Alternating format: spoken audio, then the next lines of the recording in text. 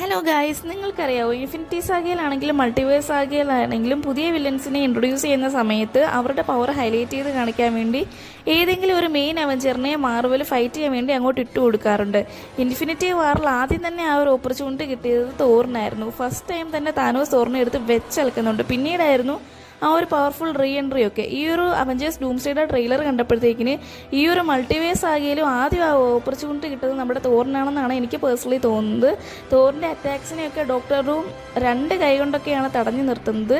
എനിക്കെന്താണ് personally തോന്നുന്നത് വെച്ചാൽ N ഗെയിമിന് ശേഷം തോറിൻ്റെ ക്യാരക്ടർ അങ്ങോട്ട് ക്ലച്ച് പിടിച്ചിട്ടില്ല. ഒരു ഫണ്ണി ക്യാരക്ടറായിട്ട് മാറിപ്പോയോ എന്ന് എനിക്കൊരു സംശയമുണ്ട്. തോർ ലവ് ആൻഡ് തെണ്ടറിലൊക്കെ വെറും ഒരു ഫണ്ണി ക്യാരക്ടറായിട്ടാണ് കാണിച്ചു വെച്ചിരിക്കുന്നത്. ഒരു ക്യാരക്ടർ ഡെവലപ്മെൻറ്റ് പോലും ഇല്ല.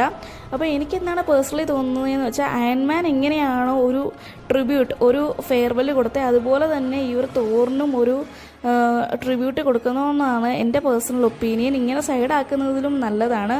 സോ നിങ്ങളുടെ അഭിപ്രായം എന്താണ് കമൻറ്റ് സെക്ഷനിൽ പറയുമല്ലേ. തോർ ഫാൻസിന് ഇഷ്ടപ്പെട്ടിട്ടില്ലെന്ന് എനിക്കറിയാം. സോ ഇതൊരു ഫാക്റ്റാണ് ഗൈസ്.